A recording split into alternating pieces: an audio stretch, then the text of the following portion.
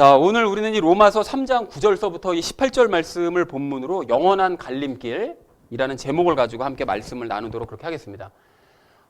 우리가 지난주에 유대인들이 왜 정죄를 받아야 마땅하냐라는 것에 대한 이제 답을 찾으면서 유대인들의 잘못이 두 가지를 발견을 했습니다. 그래서 그 두 가지가 어떤 것이었는가 하면, 첫 번째는 그 유대인들이 자신들이 잘못을 하는 것이 없다라고 생각하는 것이 그들의 첫 번째 잘못이라고 그랬었죠. 심지어는 이 사람들이 자신들이 잘못을 저질러 놓고도 도리어 이것이 우리가 상을 받아야 되는 것 아니냐라고 생각할 정도로 파렴치한 그런 모습을 가지고 있었다는 사실을, 그 잘못을 가지고 있었다는 사실을 첫 번째로 우리가 발견을 했습니다. 그런가 하면 그 유대인들의 그 두 번째 잘못이 무엇이었는가 하면 영적인 무지에 의한 중상모략이라고 그랬는데요. 그러니까 영적인 원리들이 어떤 것인지, 복음의 가르침이 무슨 뜻인지 전혀 깨닫지 못하고 무작정 복음을 비방하고 조롱한 것이 유대인들의 이제 두 번째 잘못이라고 말씀을 드렸었죠.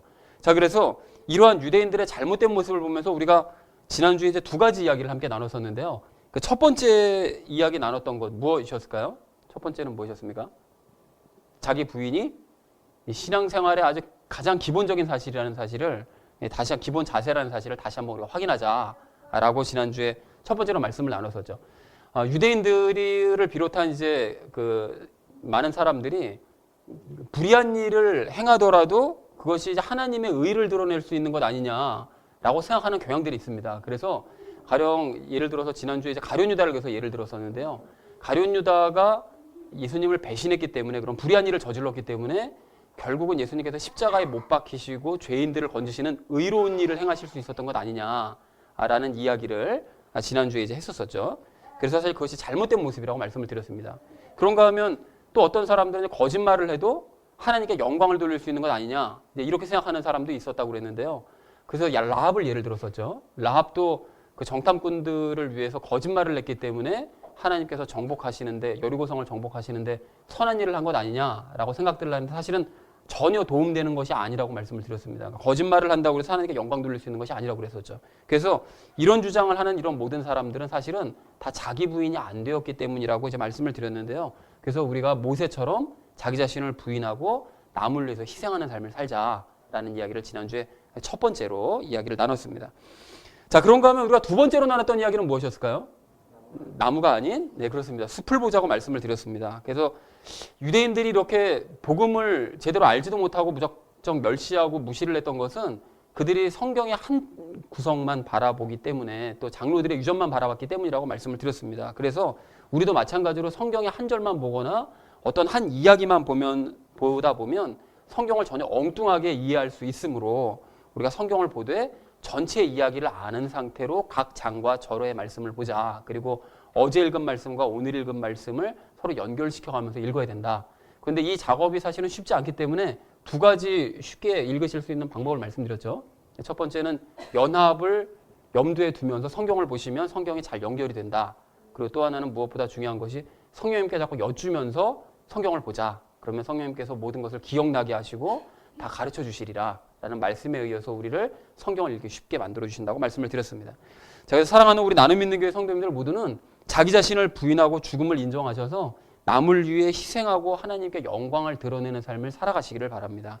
여러분 또한 성령님께 요청하시면서 연합을 기준으로 날마다 성경을 보셔서 이 모든 말씀들이 보배로 꿰어지는 그 은혜를 또한 체험하시기 바랍니다. 여러분 그렇게 하셔서 이 버림받은 유대인의 길이 아닌 그리스도의 생명의 길로 걸어가시는 저와 여러분 되어지기를 다시 한번 주님의 이름으로 간절히 축원을 드립니다. 자, 오늘 바울은 그동안의 이야기를 이제 간단하게 좀 정리를 하고요.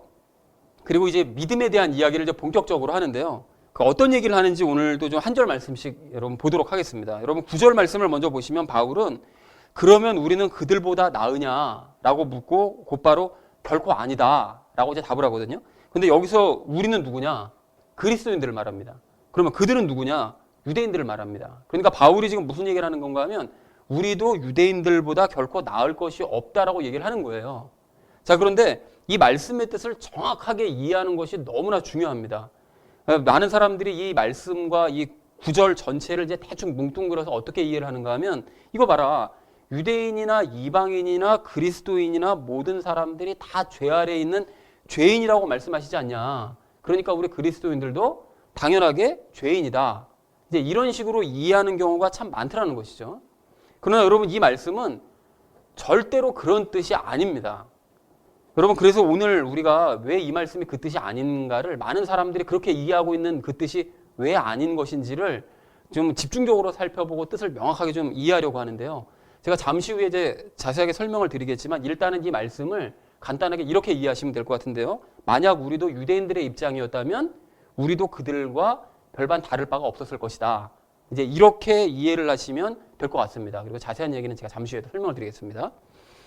자, 그리고 바울이 이제 9절 하반절에서 우리는 앞에서 유대인들과 이방인들을 검증을 했고 그들이 다 죄 아래에 있다는 사실을 입증을 했다. 이제 이렇게 얘기를 하는데요. 우선 우리가 이 말씀에서 알 수 있는 것이 무엇인가 하면 이런 말씀을 근거로 해서 바울이 앞에서 얘기했던 그 모든 사람들은 세상에 있는 모든 사람들, 그리스도인들까지 포함한 모든 사람들에 대해서 얘기한 것이 아니라 유대인들과 이방인들에 대해서만 얘기했다는 사실을 우리가 이런 구조를 통해서 이해를 할 수가 있습니다. 그렇죠? 그래서 우리가 그 앞에 있는 1장과 2장의 말씀이 유대인과 이방인에 대해서 하신 말씀이지 그리스도인을 겨냥해서 하신 말씀이 아니라는 것이 바로 이런 말씀을 이제 근거 구조로 삼을 수가 있는 것입니다.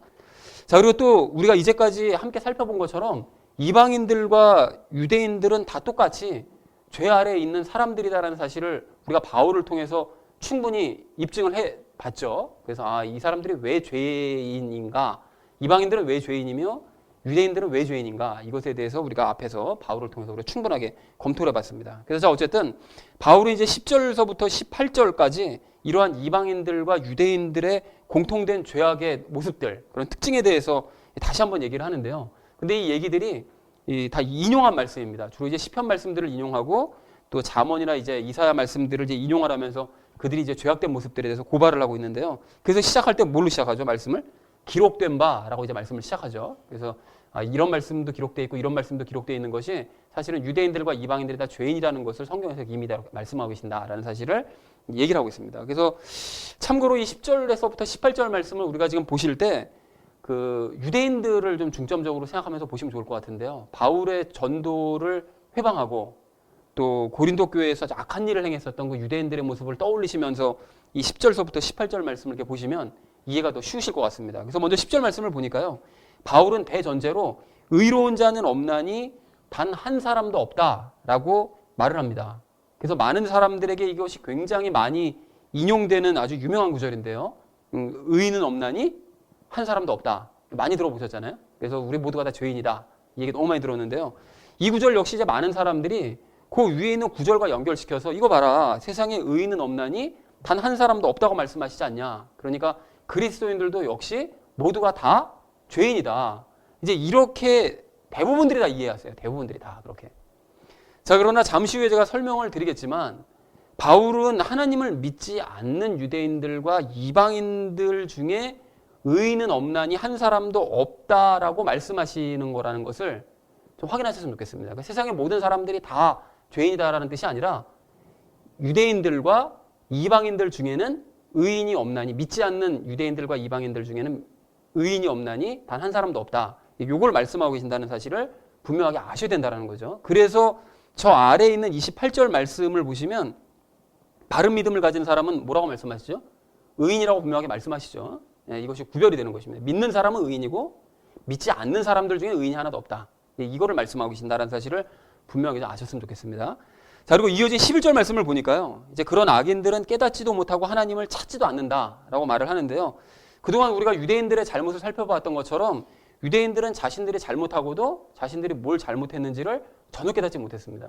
그리고 하나님의 뜻, 복음, 영적인 원리 전혀 깨닫지 못했죠. 그래서 그렇게 복음과 자기 자신을 깨닫지 못하니까 11절 말씀처럼 하나님을 찾지도 않았습니다. 그러니까 오로지 복을 위해서만 하나님을 찾았지 어떤 진리를 발견하기 위해서 자기 자신을 알기 위해서 하나님을 찾은 적은 없더라는 것이죠. 그리고 또한 이제 12절 말씀을 보니까요. 그 사람들은 다 길에서 벗어나 무익하게 되었고 선을 행하는 자는 없다고 얘기하는데요. 우리가 앞에서 살펴봤던 것처럼 유대인들은 여러 가지 유익한 점들을 다 가지고 있었는데 그 모든 것들이 다 무익하게 되었다고 얘기를 하지 않았습니까? 그러니까 그 얘기를 또 하는 것입니다. 그러니까 믿음의 길에서 벗어나서 모두가 다 무익하게 되었다. 이제 이 말씀을 하시고요. 또한 그 앞에서 말씀하신 것처럼 도둑질하고 간음하고 우상 훔치고 율법을 어기는 등의 이런 하나님을 모독하는 그런 행위들을 함으로 말미암아 이 사람들이 선은 행하지 아니하고 악만 행하는 이런 일들을 했다라는 것을 이 12절 말씀에서 다시 이제 고발을 하시더라는 거죠. 자, 그리고 이어진 13절 말씀을 보니까요. 바울은 그들의 목구멍은 열린 돌무덤이라고 얘기하는데요. 그 예수님께서 왜 십자가에 못 박히시고 죽으신 다음에 시신을 무덤에 안치하고 돌문으로 막았잖아요. 그러니까 이게 굴을 파가지고 걔네들은 사람을 먹고 돌로 막았는데요. 이제 그 돌무덤을 얘기하는 것입니다. 그러니까 그들의 입에서, 그러니까 유대인들의 입에서 나오는 말은 사람을 살리는 말이 아니라 다 죽이는 말들이기 때문에 바울이 이제 이렇게 표현한 것입니다. 그래서 가령 그들은 혀로 속임수를 써서 사람들로 하여금 복음이 아닌 장로들의 유전에 집중하게 하고 장로들의 유전만 지키게 함으로 말미암아 어떻게 했죠?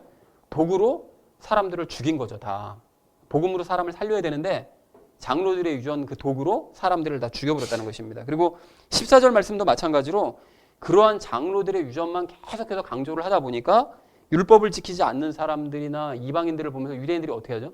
막 저주 퍼붓고 막 쓴소리나 일삼고 그런 짓들을 이제 하더라는 것이죠. 그리고 또한 이제 15절 말씀을 보니까 그들의 발은 피를 흘리는데 이제 빠르다고 말씀을 하시는데요.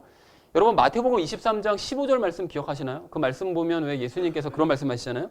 유대인들은 개종자 하나를 만들기 위해서 바다와 육지를 두루 다니다가 개종자를 만들면 그 개종자를 자신보다 2배나 더 지옥 자식에게 만들어 버린다.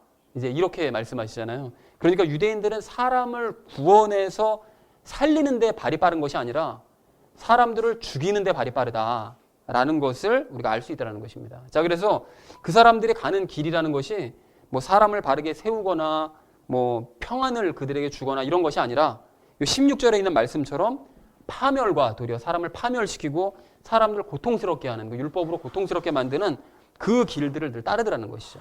그리고 17절의 말씀처럼 그 사람들은 남들과 화평하지 못하고 늘 분란을 일으키더라는 것입니다. 그러니까 하나님께서는 유대인들에게 이방인들과 접촉하지 말라고, 그러니까 멀리하라고 말씀하셨지 싸우라고 말씀하신 적은 없거든요. 그러니까 그들이 이방인들이 죄를 저질렀을 때 그들을 심판하시기 위한 목적으로는 그들을 이제 치라라고 말씀하신 적은 있어도 평상시에 이방인들을 멀리하라고 말씀하셨지 싸우라고 말씀하신 적은 없었습니다. 그런데 유대인들은 역사 내내 주변국들과 화평한 적이 없었어요. 계속 싸움질만 합니다. 지금도 주변국들과 열심히 싸움질만 하죠. 화평한 적이 없는 거예요. 그러니까 하나님의 말씀과 같이 주변 사람과 화평한 적이 없는 거예요. 자, 그리고 이러한 유대인들의 잘못들과 이제 똑같이 죄인, 그 이방인들 역시 이제 죄인으로서 온갖 죄된 행동들을 했었는데요. 11절서부터 18절과 같은 이런 죄악된 모습을 또 다른 의미와 그런 형태의 모습으로 뭐 죄악들을 저지르고 있다는 것은 뭐 이방인들에 대한 경우는 뭐 말할 필요도 없을 것입니다. 자, 그래서 이러한 유대인들과 이방인들의 이런 죄악된 행실을 봤을 때 우리가 이제 무엇을 알 수 있는가 하면 그 사람들은 오늘 18절 마지막 말씀처럼 하나님을 두려워하지 않는다. 하나님을 두려워하지 않으니까 그런 온갖 악행들을 저지르면서도 자신들이 악한 일을 저지르고 있다는 사실을 전혀 깨닫지 못하고 있다라고 말씀을 했다라는 것이 오늘 우리가 함께 나눌 본문 말씀 전체의 내용입니다. 자, 여러분 오늘 우리는 이 말씀 중에 좀 긴 말씀들 중에서 이 9절에 우리는 그들보다 나으냐? 결코 아니다. 이 말씀하고 10절에 의로운 자는 없나니 단 한 사람도 없다라는 이 말씀에 좀 주목을 하려고 하는데요. 우리가 앞에서 말씀을 드렸던 것처럼 이제 많은 그리스도인들이 이 말씀들을 3장 전체와 이제 연결을 시켜서 이해를 하는 것이 아니라 대충 뭉뚱그려 가지고 그냥 이 말씀을 자기 소견에 오른 대로 이해를 하기 때문에 그리스도인들도 이방인이나 유대인들과 근본적으로 다를 바가 없는 죄인이다라고 이해하는 경우가 많습니다. 아마 거의 대부분이 그렇게 이해하고 있을 거예요. 자, 그런데 그렇게 확대 해석하거나 오역을 하면은 안 됩니다. 이 말씀이 그런 뜻이 아니라는 거예요, 여러분. 그러니까 이 말씀은 단순하게 아까도 말씀드렸던 것처럼 만약 우리가 유대인들의 입장이었다면, 과거의 유대인들과 똑같은 입장이었다면 우리도 그들보다 나을 것이 없었을 것이다 라는 뜻으로 이해를 해야 된다는 것입니다. 여러분 왜 그런지 한번 여러분 생각해 보십시오. 우리가 이 9절과 10절 말씀을요, 그 11절서부터 18절 말씀은 그 인용한 구절이라고 그랬잖아요. 성경 말씀을 인용해서 그들의 죄악상을 고발하기 위해서 인용한 말씀인데 요 죄악상을 고발한 것을 요거 제외를 하면 그 다음이요. 그러니까 19절과 20절과 그 21절 이후의 말씀들과 이제 연결을 시켜서 이해를 해야 됩니다. 그러니까 9절과 10절은 그 이후의 말씀과 별개가 아니라 9절과 10절이 그 중간에 인용한 구절 빼고 19, 20, 21절 이하의 말씀과 연결된 말씀이라는 것이죠. 자, 여러분 그래서 연결시켜서 이해를 해야 되는데 그 21절 이후의 말씀이 무엇에 대해 말씀하고 있는 건가 하면 믿음을 주제로 말씀을 하고 계십니다. 자, 그래서 그것과 연결시켜서 9절과 10절 말씀을 이해를 하셔야 된다는 것이죠. 자, 그래서 그런 의미에서 21절 이하의 말씀을 제가 미리 앞당겨서 좀 정리를 좀 해드리자면 내용이 이렇습니다. 하나님을 믿지 않는 사람들은 율법 아래에 있다. 그러니까 믿음이 없는 사람들은 다 율법 아래에 있다. 그리고 율법 아래에서 자기의 죄만 깨달으면서 죄인으로서의 삶을 살아간다. 그러나 반면 믿음을 가진 사람들은, 믿음이 생긴 사람들은 율법 위에 혹은 율법 바깥에 있고, 그래서 그 사람들은 더 이상 죄인이 아닌 의인으로서의 삶을 살아간다 라는 말로 정리해 볼 수가 있다는 거예요. 자, 그래서 다시 말해서 사람은 크게 두 부류로 나눌 수가 있는데, 믿음을 가진 의인과 믿음을 갖지 못한 율법 아래에 있는 죄인으로 분류를 할 수가 있다. 이것이 21절 이하의 말씀을 정리한 내용이라는 거예요. 자, 그래서 믿음을 가진 우리들은 죄인입니까? 의인입니까?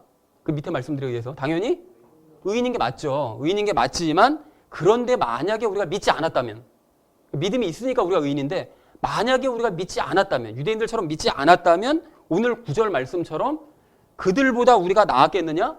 절대 아니라는 거죠. 믿음이 없다면 그들보다 나을 것이 없었다라는 거예요. 유대인이나 이방인이나 우리가 결코 나을 것이 없이 그냥 율법 아래에 있는 그들과 똑같이 율법 아래에 있는 죄인이었을 뿐이었을 것이다 는 것이 9절 말씀의 의미라는 것입니다. 그러니까 그만큼 믿음이 중요하다는 거예요. 그러니까 믿음이 있기 때문에 우리가 그나마 의인이라고 구별돼서 살아가는 것이지, 믿음이 없었다면 그러면 유대인이나 이방인이나 결코 다를 바가 없는 것이다.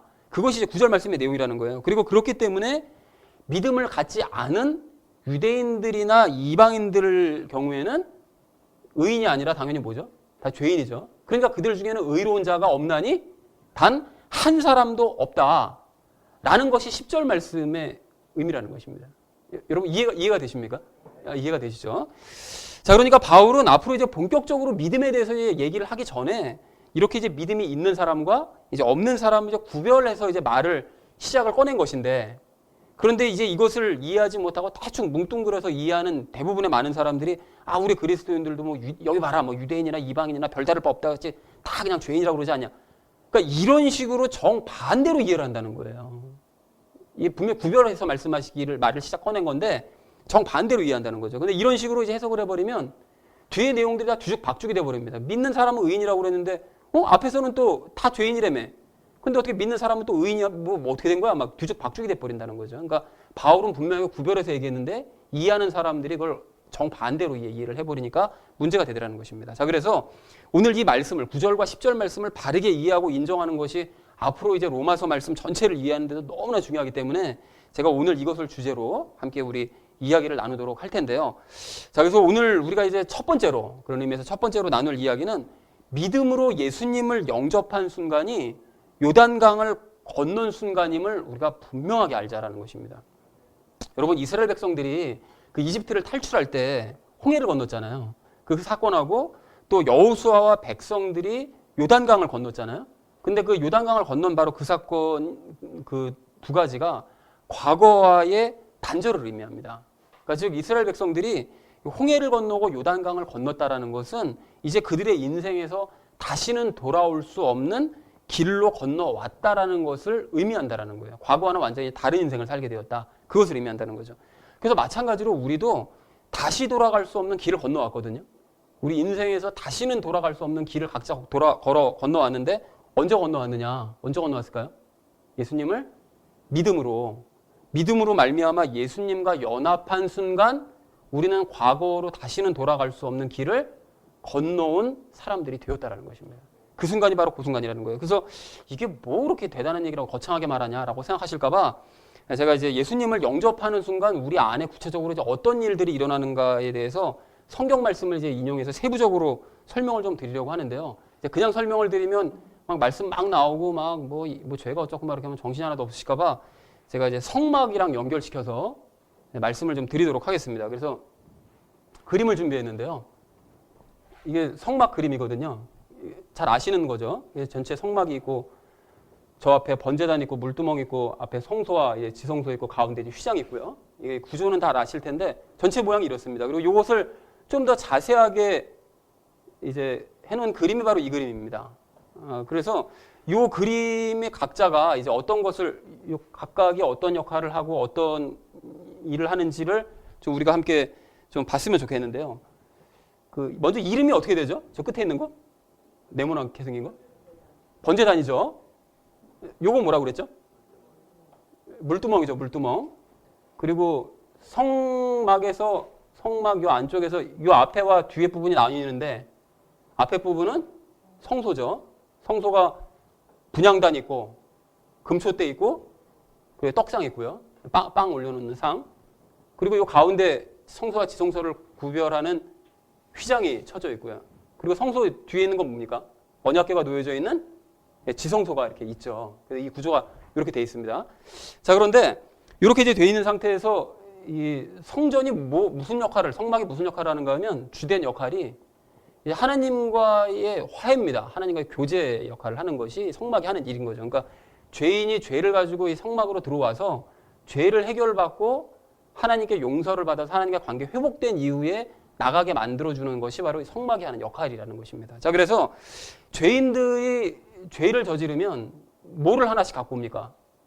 재물을 하나 갖고 오잖아요. 소를 갖고 오든 양을 갖고 오든 염소를 갖고 오든 갖고 오는데 갖고 오면 어떻게 하죠? 저 번제단에서 자기가 지은 죄를 먼저 이 재물에다가 안수를 하죠. 안수를 해서 자기의 죄를 고백을 합니다. 그러면 이 고백을 하면 이 죄가 어디로 가죠? 자기에게 있던 죄가 이 짐승에게 전가가 되는 거예요. 근데 실제로 전가가 되어지진 않지만 하나님께서 그렇게 된다 쳐주시는 거예요. 그래서 죄를 전가시키시고 먼저 그 죄인이 자기가 지은 죄를 고백을 하면서 이 재물의 목을 따죠. 그러면 이제 피를 흘리면서 죽거든요.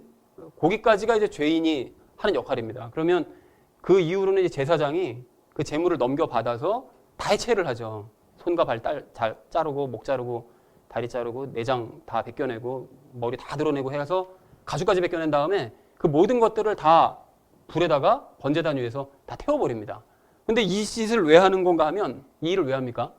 하나님께서 그렇게 내가 죄 지은 것을 동물에게 짐승에게 전가를 시키고 그 짐승을 죽이고 다 해체를 해서 불을 태워버리면 내가 가지고 있던 죄가 저 짐승에게 전가가 된 이후에 그 짐승이 가지고 있던 죄가 이제 다 불살라서 사라져버리는 셈 쳐주시는 거예요.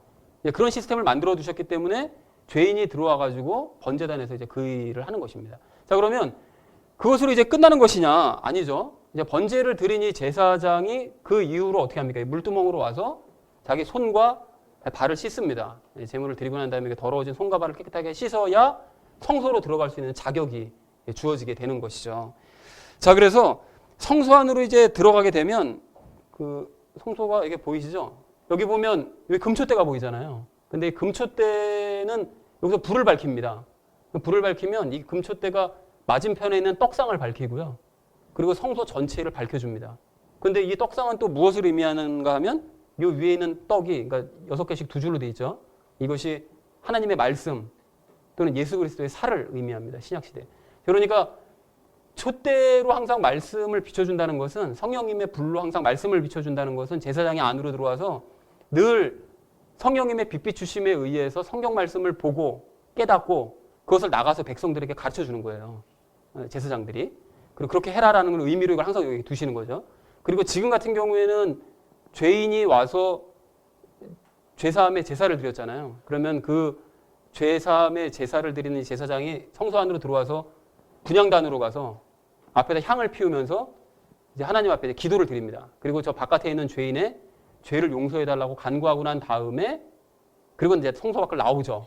나와서 이제 죄인에게 가가지고 네 죄를 하나님께서 사하셨다, 용서하셨다. 그러면 이 죄인이 그 용서함의 사함을 이제 선포함을 받고 기쁜 마음을 가지고 집으로 돌아가는 이런 시스템으로 이제 성막이 구성되어 있었다라는 사실을 기본적으로 아셨으면 좋겠습니다. 그리고 지성소는 당연히 못 들어가죠. 평상시 못 들어갑니다. 1년에 딱 하루 한 번, 대속죄일 때 대제사장만 한 번 들어갈 수 있는데 휘장이 이 가운데 쳐져 있기 때문에 평상시 못 들어가고 그때 딱 한 번만 들어갈 수 있습니다. 그런데 나중에 예수님께서 십자가에 못 박히실 때는 이 휘장이 찢어져 버려서 지성소와 성소 구분을 없애버리시죠. 그래서 하나님의 임재가 숨겨져 있던 그 임재가 이제 바깥으로, 세상 바깥으로 드러 나오는 이런 역사를 이제 일으켜 주신다라는 사실을 참고로 좀 아시면 좋을 것 같습니다. 자, 그런데 이 그림을 좀 잘 이 머릿속에 담아 두시고요. 자, 그런데 이후로 이제 1500년 정도의 시간이 흐르면서 성막은 성전으로 바뀌고, 그리고 이 성전이 그나마 파괴되고, 그리고 그 이후로도 막 여러 가지 사건들이 많이 있었거든요. 그리고 그러다가 지금으로부터 2000년 전에 헤롯이 유대인들의 환심을 사기 위해서 언약궤도 없는 상태로 성전을 지어요. 헤롯 성전 아주 거대하고 화려하게 이제 짓습니다. 그런데 그렇게 화려하게 짓는 헛된 성전을 만드는 바로 그 와중에 예수님께서 오셨는데, 그때 예수님께서 진짜 성전으로서 이 땅에 오십니다. 진짜 성막, 진짜 성전으로서 이 땅에 오세요. 예수님께서 왜 성전이십니까? 왜 성전이죠, 예수님이? 그 요한복음 2장에서 그 말씀이 나오죠. 그러니까 예수님께서 헤롯 성전을 다 허물어라. 그럼 내가 사흘 만에 다시 일으키리라. 근데 그렇게 말씀하신 그 이유는 당신의 몸이 성전이셨기 때문이다. 라고 이제 요한복음 2장 21절에서도 분명하게 말씀하고 계시더라는 거예요. 그러니까 하나님을 모신 집이 성전인 것처럼 예수님께서 이 땅에 오실 때는 성부 성령 하나님을 모시고 하나님을 모시고 이 땅에 오셨기 때문에 그분이 살아서 움직이시는 성전이시라는 것이죠. 자, 그런데 예수님께서 이 땅에 오셨을 때는 이제 그렇게 성전으로 오시고 그냥 거들먹거리고만 다니신 것이 아니라 어떻게 하셨죠?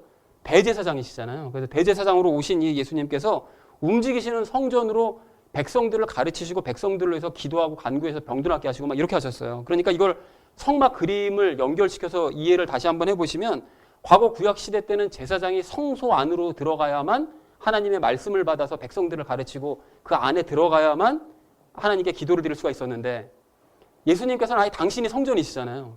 그리고 당신이 계시는 가시는 곳곳이 다 성소가 돼버립니다. 그러니까 성전으로 아예 그냥 거기에 모인 사람들을 덮어 씌우시는 거예요. 그래서 성소 안으로 아예 그들을 초대하셔서 그들에게 그 안에서 말씀을 가르치시고 그들을 위해서 기도를 하신, 그러니까 성소 안에서 그들에게 말씀을 가르치시고 기도를 하신 이런 일을 하신 것입니다. 그런데 이런 일을 이제 경험한 사람들, 그래서 하나님의 말씀을, 예수님의 말씀을 듣고 예수님의 기도를 듣고 이제 예수님을 믿게 된 사람들은 그래서 성소 앞에서 안에서 지성소가 열리기만을 기다리고 있었던 거죠. 그 휘장이 열리기만을 때가 올 때까지 이제 기다리고 있었던 것입니다. 그때가 언제입니까? 예수님이 십자가에 못 박히시고 성령님 자기 세례들을 이제 받게 되는 그 순간까지 이제 기다리는 입장이 됐습니다. 그러다가 예수님께서 십자가에서 이제 죽으실 때 휘장이 위로부터 아래로 이제 찢어졌죠. 찢어져서 지성소 이제 문이 열리고 두꺼운 휘장이 찢어지면서 지성소 문이 열렸고, 그래서 성령님께서 믿는 사람들 안으로 들어오실 수 있는 길이 열렸습니다. 그래서 오순절 때 실제로 사람들 안으로, 믿는 사람들 안으로 성령님께서 이제 들어가셨는데, 성령님께서 이렇게 믿는 사람들 안으로 들어가시는 바로 그 순간 사람들 안에서 어떤 일들이 일어나는가, 그것을 성막으로 비유해서 다시 한번 설명을 드리자면 이렇게 됩니다. 성경 구절을 인용해서 말씀을 드리자면요. 그러니까 하나님께서는 예수님을 믿는 사람들을 데리고 번제단으로 가세요. 번제단으로 가셔서 로마서 2장 29절에 있는 말씀처럼 그 사람의 영 안에 있던 죄된 마음을 잘라내세요. 그런데 이 말씀을 들으시면서 정말 하나님께서 무슨 번제단을 데리고 이렇게 생각하시면 안 됩니다. 비유입니다. 비유. 그러니까 이게 번제단에서 제물에게 행했던 일을 사람에게 이제 행하신다라는 걸 좀 생동감 있게 말씀드리기 위해서 성막을 비유로 해서 말씀을 드리는 거예요. 그러니까 과거에는 사람을 대신해서 짐승 제물의 살을 잘라냈잖아요. 근데 이제는 죄인 그 자체를, 당사자를 제물로 삼으셔서 그 사람 안에 있는 죄된 마음을 잘라내 버리는 거예요. 살을. 죄된 마음의 살을 잘라내 버리시는 거죠. 그러면 그렇게 죄와 분리가 되는 순간 그 사람이 어떻게 됩니까? 죽습니다. 제물 잘라버리면 죽잖아요. 그건 마찬가지로 죄된 마음을 잘라내 버리면 그 사람도 죽는 거예요. 그래서 로마서 6장 2절과 7절에 있는 말씀처럼 죄에 대해서 그 사람이 계속 죽는 거예요. 죄와 하나 돼 있다가 죄에 대해서 죽어버리는 거예요. 그리고 죽음으로 말미암아 죄로부터 해방이 되는 거죠. 그것이 로마서 6장 우리가 앞으로 살펴볼 2절과 7절 말씀에 기록이 되어져 있습니다. 자, 그러면 참고로 죽는 거는 뭐가 죽는 겁니까? 우리가 뭐 평상시에도 계속 뭐 우리가 죽습니다, 뭐 예수님과 함께 죽습니다라고 얘기하는, 뭐가 죽죠? 그렇습니다. 육신이 죽는 건 아니죠. 왜냐하면 예수님을 믿고 영접하는 건 우리가 몸이 죽는 게 아니잖아요. 그러면 혼이 죽습니까? 혼도 안 죽죠. 예수님을 믿어도 우리의 정신과 옛날 과거 옛 습관들 뭐 기억 다 나잖아요. 그러니까 혼도 여전히 살아있는 거거든요. 그럼 결국 죽는 게 뭐가 죽는 건가 하면 우리의 영이 죽는 것입니다. 그러니까 우리가 죄와 하나 되어 있던 영이 죽어버린다는 거예요. 그래서 성경에서 죽었다, 예수님과 함께 십자가 못 박혀 죽었다는 것은 다른 어떤 것이 죽는 것이 아니라 영이 죽는 것을 의미한다는 것이죠. 자, 그러나 하나님께서는 그 죽은 영을 그대로 내버려 두시는 것이 아니라, 죽은 나를 내버려 두시는 것이 아니라 어떻게 합니까? 고린도전서 6장 17절에 있는 말씀과 같이 그 영과 결합하심으로써 한 영이 되세요. 그 말씀이 고린도전서 6장 17절에 나오죠. 그리고 또한 그렇게 성령님과 한 영이 되면 고린도후서 5장 17절 말씀처럼 그 영은, 하나된 영은 성령님도 아니고 과거 내 영도 아닌 성령님과 내 영이 합쳐진 완전히 새로운 창조물이 되는 거예요. 세상에 전혀 존재하지 않았던 새로운 창조물이 되는 것입니다. 그리고 이 창조물이 바로 요한복음 3장 5절에서 나오는 성령님으로부터 태어난 자, 다시 태어난 자. 그러니까 성령님으로부터 육신이 아닌 영이 다시 태어난 자. 그 새로운 창조물이라는 것입니다. 그리고 이 모든 과정들이 아주 짧은 순간에 순식간에 일어나요. 영의 차원에서. 그러니까 우리가 느끼지를 못하는 것이죠. 그리고 이렇게 새로운 창조물이 된 바로 이 사람은 그 이후로 성령님과 하나가 된 상태로 제사장의 자격을 가지고서 베드로후서 2장 9절 말씀 보면 우리가 제사장이 됐다고 말씀하시잖아요. 제사장의 자격을 가지고 성소에서 말씀을 보고 기도하되 성령님과 하나 된 상태로 그분의 빛을, 여기 아까 전에 촛대에서 빛을 받는 것처럼 성령님의 빛을 받으면서 하나님의 말씀을 읽고 깨닫고 또 성령님께 직접 기도하고 응답받는 성소 안에서의 삶을 살아가게 된다라는 것입니다. 여러분 그림이 그려지시죠? 아까 전에 성막 그림과 연결시켜서. 그리고 그 사람은 하나님을 모신 하나님의 집으로서 예수님처럼 살아있는 성전으로서 이 땅에서의 삶을 살아가게 된다라는 것입니다. 이 모든 것들이 연결이 되고 이해가 되십니까? 이해가 되시나요? 이 모든 것들이 다 연결되시죠? 자, 그리고 이렇게 짧지만 엄청난 과정을 거쳐서 우리가 하나님과 하나로 이제 연합이 된 이런 사람은 하나님과 그래서 다시는 분리가 되지 않습니다. 여러분 하나님께서 다시 나와 연합이 됐었다가 다시 나와 분리가 되시고 죽은 나를 다시 죄와 하나로 결합시키시고 이런 일을 하지 않으신다는 거예요. 다시는 그런 일을 하지 않으세요. 그러니까 중요한 점이 뭔가 하면 여기서 중요한 점이 한번 구원받아서 하나님과 연합하여 새로운 창조물이 되면 구원이 취소가 되지 않는다라는 거예요. 즉 과거의 죄된 생명은 죽어버렸고 하나님의 영원한 생명, 영생을 우리는 얻었기 때문에 영원히 죽지 않게 된다라는 것입니다. 한번 예수님을 믿고 영접하면 영원히 죽지 않는다는 거예요. 그러니까 여러분 생각해 보세요. 여기서 영원히 죽지 않는 영생을 얻었다는 말은 말 그대로 영원히 사는 거예요. 그렇잖아요? 영생을 얻었다는 건 영원히 사는 거예요. 그러니까 오늘은 영원히 살다가 내일은 구원이 취소돼서 다시 죽을 수도 있는 그런 말도 안 되는 얘기가 아니라는 거예요. 영생이라는 것은 이미 영원히 산다는 얘기인 거거든요. 그러면 한번 영원히 살게 되면 영원히 사는 거지. 중간에 구원이 취소돼가지고 다시 죽게 됐다가 또 어떻게 사람은 또 다시 영생을 또 얻었다. 이게 이렇게 왔다 갔다 하는 것이 아니라는 것입니다. 그러니까 한 번 하나님과 연합되면 다시는 죽을 수 없는 하나님의 영원한 생명을 얻게 되는 거라는 거예요. 그리고 그렇기 때문에 믿음으로 하나님과 한번 연합이 되면 우리는 다시 돌아갈 수 없는 홍해와 요단강을 건넜다라고 표현할 수 있다라는 것입니다. 이것이 거창한 표현이 아니라는 거예요. 실제로 아주 거창한 일이 일어난다는 것이죠. 자, 그래서 믿음으로 말미암아 하나님과 연합하는 바로 그 순간이 과거의 삶은 죽어버리고 영생의 삶과 과거의 죽은 삶을 가르는 돌이킬 수 없는 순간이 된다는 것입니다. 그래서 이래서 믿음이 중요한 거예요. 이 믿는 것이 겉으로 보기에 아무런 것도 증상도 나타나지 않고 이러니까 믿음 그게 대단한 건가라고 생각하지만 속에서 이렇게 엄청난 일이 일어나기 때문에 믿음이 이래서 중요하다라는 것입니다. 자, 그런데 이러한 믿음을 이제 가져보지도 못하고 이런 연합의 역사를 체험해보지도 못하고 이해하지도 못하는 사람들은 이런 연합의 중요성을 알지도 못하고 깨닫지도 못해요. 그러다 보니까 구원을 아주 가볍게 여깁니다.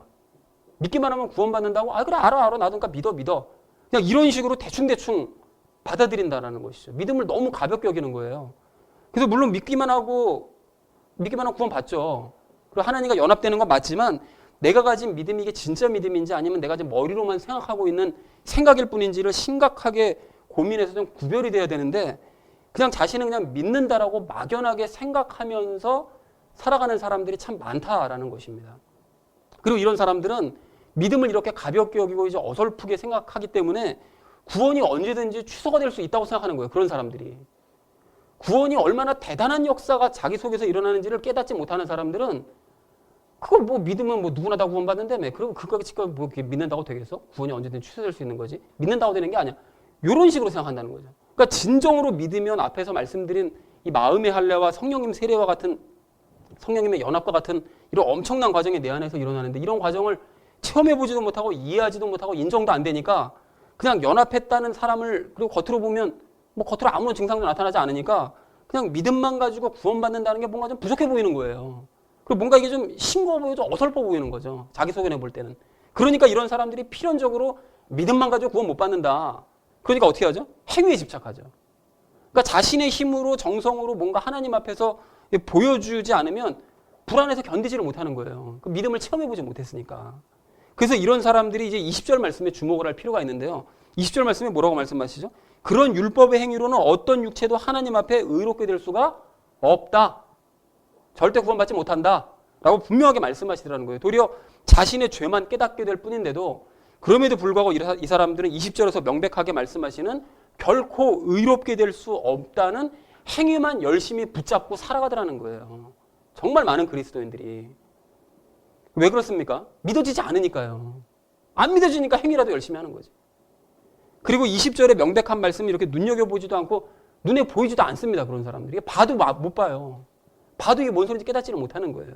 그러니까 어떻게 합니까? 그렇게 말씀을 믿지도 않고 보지도 않고 그러니까 허무하게 행위만 열심히 행하다가 그냥 갈 대로 갈 수밖에 없게 된다는 것이죠. 그래서 사랑하는 우리 나눔 교회 성도님들 모두는 믿음 이전과 이후의 삶이 다시는 돌이킬 수 없는 길을 건너온 상태라는 것을 여러분 깨달으시고 인정하시기 바랍니다.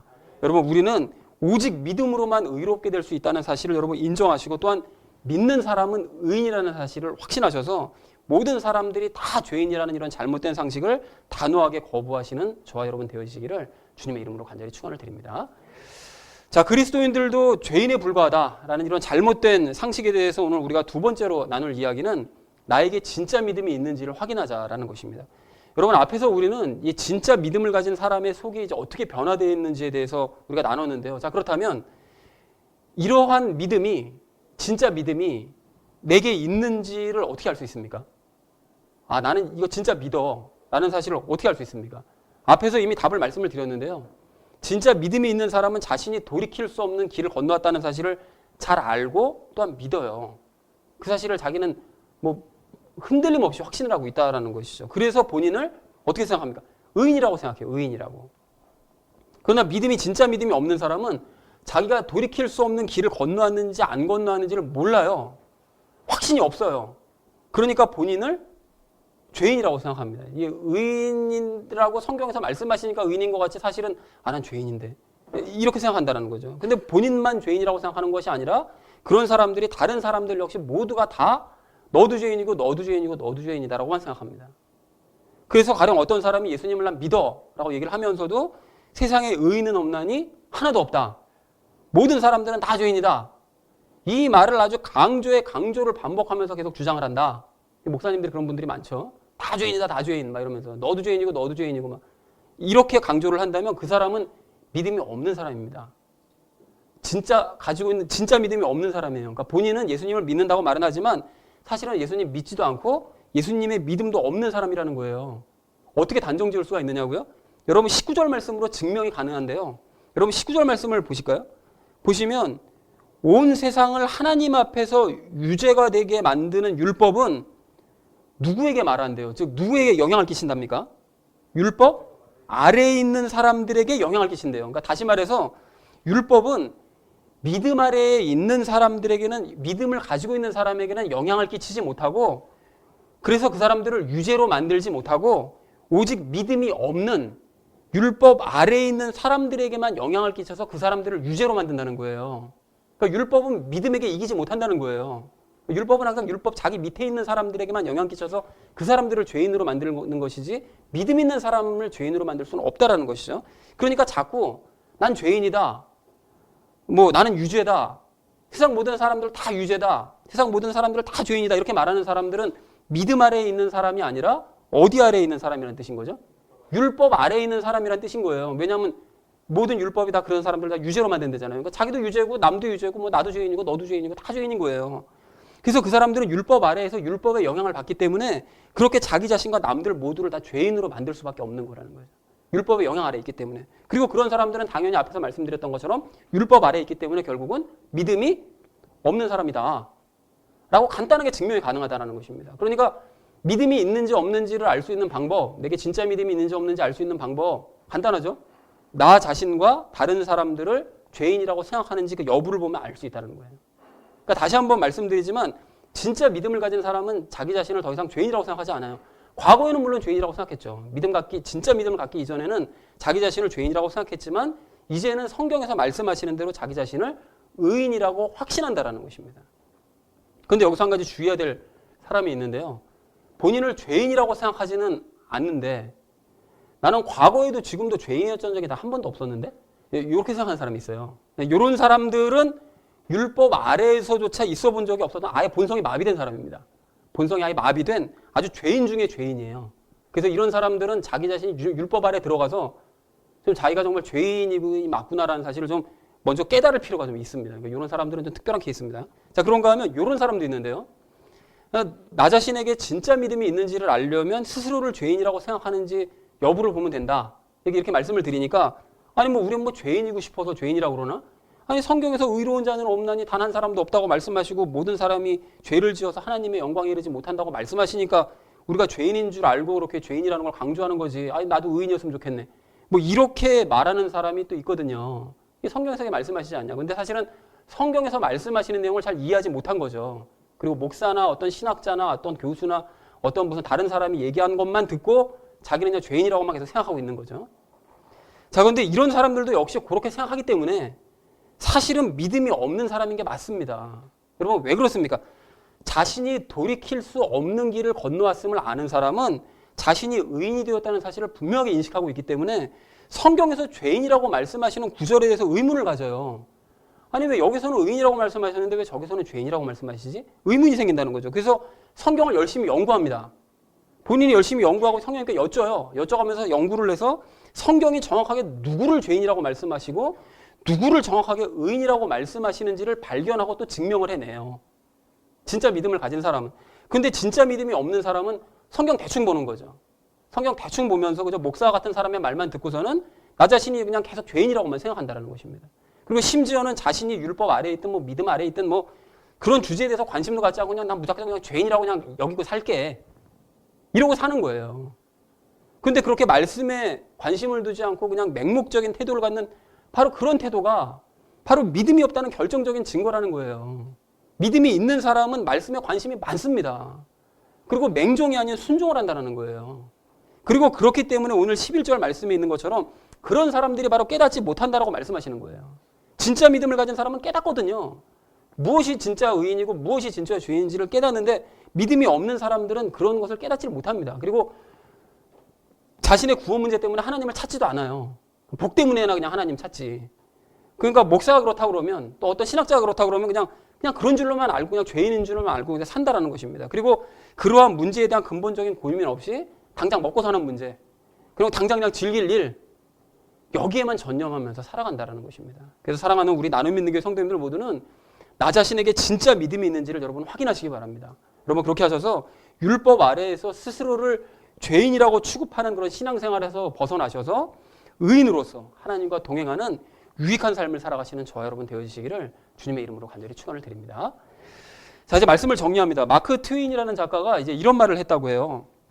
당신의 인생에서 가장 중요한 두 날은 당신이 태어난 날과 왜 태어났는지를 알게 되는 날이다.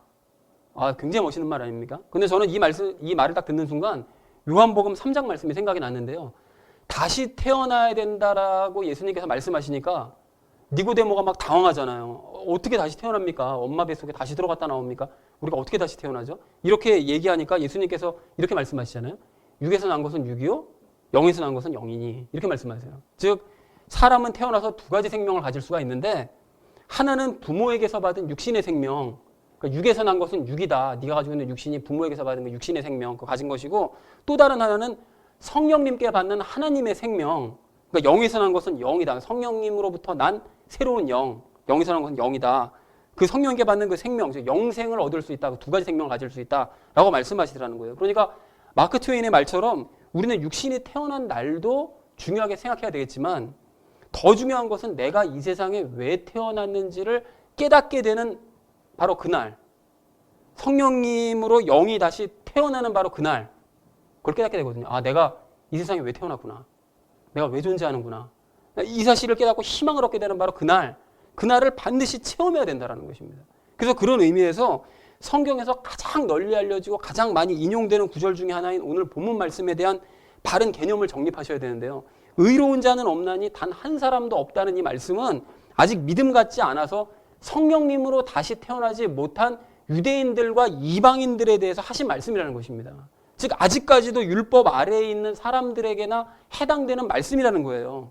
근데 진짜 믿음을 가짐으로써 하나님과 연합해서 성령님으로 다시 태어난 사람은 죄인이 아니라 뭡니까? 의인입니다. 의인이지만 육신에 남아있는 죄 때문에 죄된 행동들이 가끔 나타나는 것일 뿐이라는 거예요. 그래서 우리가 과거 은혜가 다스리는 삶 책에서도 나왔던 것처럼 믿는 사람은 구원받은 죄인이 아니라 우리가 구원받은 죄인이다, 구원받은 죄인이다 이런 얘기 많이 듣잖아요. 믿는 사람은 구원받은 죄인이 아니라 간혹 죄를 지을 때도 있는 의인이라는 거예요.